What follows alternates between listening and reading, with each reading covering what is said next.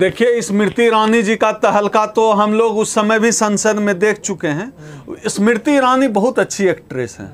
उन्होंने, मुझे याद है वो वीडियो यूट्यूब पे पड़ा होगा जब मायावती जी को उन्होंने कहा था मैं अपना सर काट कर आपके चरणों में रख दूंगी। मायावती जी ने कहा था कि अब काट के रख ही दो। तो वो वादा पहले पूरा करें। हम लोग हिंसा का समर्थन नहीं करते हैं, लेकिन अब क्या है कि अब मंत्री हैं, इतनी सीनियर लीडर, अब उनको कह सकते हैं तो वो करें। दूसरा क्या है कि स्मृति ईरानी का नाम हमने रखा है मनु स्मृति ईरानी। मनु स्मृति ईरानी इसलिए उनका नाम रखा है क्योंकि मनु स्मृति को लागू करने का ठेका उन्होंने लिया है। ऐसा इसलिए कह रहा हूं क्योंकि वह मनु स्मृति ईरानी ही थी जिसकी वजह से हमारे भाई रोहित वेमुला को सुसाइड करना पड़ा था। ये असल में देश में जो मनु स्मृति लागू करने का भागवत जी का एजेंडा है, उसको लागू करने के लिए इस देश में आई है मनु स्मृति ईरानी जी। उसके लिए वह पूरी मेहनत कर रही हैं। उसमें महिला अत्याचार भी आता है। जब हाथरस में हमारी दलित बच्ची के साथ, हमारी बहन के साथ बलात्कार की घटना हुई, हत्या की घटना हुई, तब वो चुप्पी छाई हुई थी और उनकी पार्टी के लोग, भाजपा के लोग बलात्कारियों के साथ दिख रहे थे। जब दिल्ली कैंट में बलात्कार की घटना हुई वाल्मीकि बहन के साथ, उस समय भाजपा के लोग उनके पक्ष में खड़े थे, उनको बचाने में खड़े थे। दिल्ली पुलिस का रोल सबने देखा। इन तमाम मुद्दों पर, जो महिलाओं से जुड़े मुद्दे हैं, उन पर उनकी खामोशी रहती है।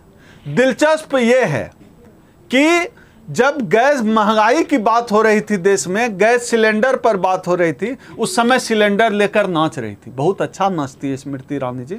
मैं कलाकारों का सम्मान करता हूं, नाचना कोई अपमानजनक शब्द नहीं है।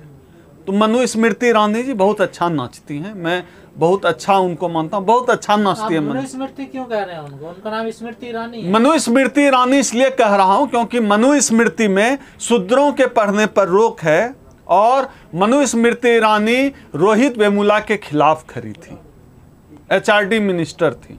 उस समय हमारे भाई रोहित वेमुला को आत्महत्या करनी पड़ी थी। वो सांस्थानिक हत्या थी और हमारा मानना है कि उस मामले में इनके ऊपर FIR होना था, कानूनी कार्रवाई करके इनको जेल भेजा जाना चाहिए था, जिस तरह की भूमिका उस समय HRD मिनिस्ट्री की थी।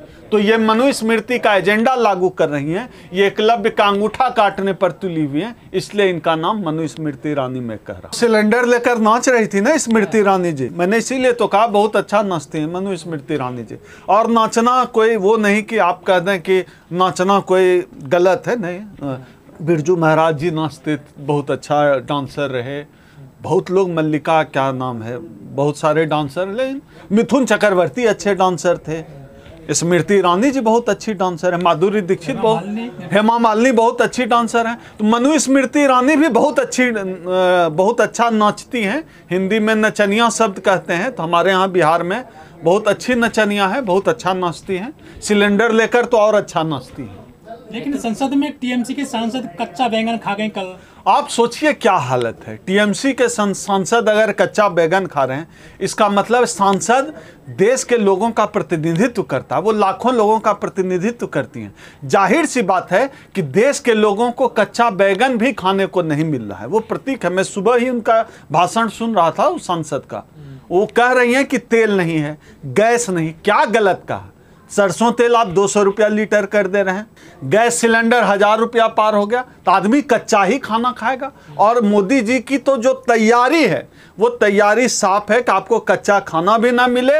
हाथ में एल्युमिनियम का कटोरा लेकर देश की जनता, जब तक देश के हर आखिरी आदमी, अडानी अंबानी को छोड़कर देश के आखिरी आदमी के हाथ में एल्युमिनियम का कटोरा न थमा दें मोदी जी को चैन मिलने वाला नहीं है। लेकिन वित्त मंत्री हैं जो वो कह रहे हैं कि महंगाई का असर नहीं है हमारे देश में। अब वित्त मंत्री जी का लाखों का भत्ता है, करोड़ों का भत्ता है, वो खुद सरकार हैं, वो खुद नोट छापते हैं, वो तो कुछ भी बोल सकते हैं। वो तो देश को कह देते हैं कि विश्व गुरु भारत। आज तक एक सुई और बटन भी नहीं बना इस देश में, विश्व गुरु बनाते हैं। विश्वविद्यालय में शिक्षक नहीं है, कहेंगे विश्व गुरु भारत। तो झूठ की मशीन है। बता देंगे मोदी जी को वर्ल्ड लीडर है। क्या हालत है विश्व पटल पर भारत की सब लोग जानते हैं। चीन आंख दिखाता रहता है, जब जितनी मर्जी होता है जमीन समेट लेता है चीन।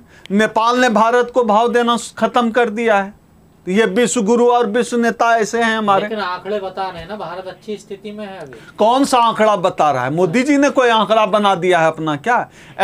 जो NSSO का आंकड़ा है उन्होंने मोदी जी ने बंद करा दिया। जो सरकारी राष्ट्रीय अपराध नियंत्रण ऐसे करके एक संस्था है, बंद करा दिया। जो बेरोजगारी के आंकड़े देने वाली संस्था थी उसको बंद करा दिया। अब आंकड़ा ही नहीं दे सकते हैं बेरोजगारी का, अपराध का आंकड़ा ही नहीं दे सकते हैं। क्यों? क्योंकि आपको पता चल जाएगा कि भाजपा राज में अपराध बढ़े हैं, भाजपा राज में दलित आदिवासी पिछड़ों के उत्पीड़न की घटनाएं बढ़ी हैं। आपके पास आंकड़ा नहीं होगा तो आप कहां से बोलेंगे? तमाम सरकारी आंकड़े ही कहते हैं कि अर्थव्यवस्था की हालत खस्ता हुई है। तमाम सरकारी आंकड़े बताते हैं, तमाम सरकारी आंकड़े बताते हैं कि देश में बेरोजगारी दर पिछले 48 साल में इतनी नहीं थी। ये सरकारी आंकड़े बता रहे हैं, ये मेरा आंकड़ा नहीं है, ये सरकारी आंकड़ा है। तो एक तो आंकड़ों पर रोक है, और जहां आंकड़े आ गए वो सरकार के खिलाफ है। वर्ल्ड इंडेक्स में हम कहीं है ही नहीं। हैप्पीनेस इंडेक्स में, वर्ल्ड हैप्पीनेस इंडेक्स में हम जापान, बांग्लादेश और पाकिस्तान से भी नीचे जा चुके हैं। तो आंकड़े तो ये बता रहे हैं। कौन सा आंकड़ा बता रहा है कि भारत को मोदी जी बुलंदी पर ले गए?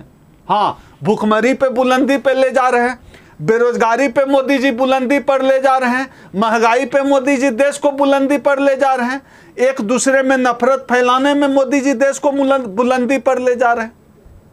ये तो है बुलंदी पर ले जाने। मीडिया कह रहा है। देश की मीडिया के बारे में भी जो वर्ल्ड रिपोर्ट आई है, दुनिया की जो टॉप की एजेंसीज की रिपोर्ट है, वो एजेंसीज भी कहती है कि मीडिया भारत की बिकी हुई है। उसमें भी आपकी हालत खस्ता है। नहीं, आपको तो सब ऐसे दिखाई देता। आपने स्मृति ईरानी की बेटी को बदनाम किया, कोर्ट का फैसला आ गया। कोर्ट कोई भगवान होता है क्या? जज कोई भगवान होता है क्या? जज के फैसले की समीक्षा नहीं हो सकती है? जज झूठ नहीं बोलता है क्या? बेईमानी नहीं होती है न्यायालय में क्या? कोई जज ही बोल दे तो ये झूठ जज के? बिल्कुल हो सकता है, बिल्कुल हो सकता है। गलत फैसले होते हैं जुडिशियरी में, जज बेईमानी करते हैं, जज जातिवादी होते हैं, जज आरक्षण विरोधी होते हैं, जज सरकार परस्त होते हैं। अगर जज सरकार परस्त नहीं है तो रंजन गोगोई रिटायर होते ही राज्यसभा कैसे पहुंच गए? तो रास्ता तो खुला हुआ है, राज्यसभा पहुंच गए। अब दूसरे किसको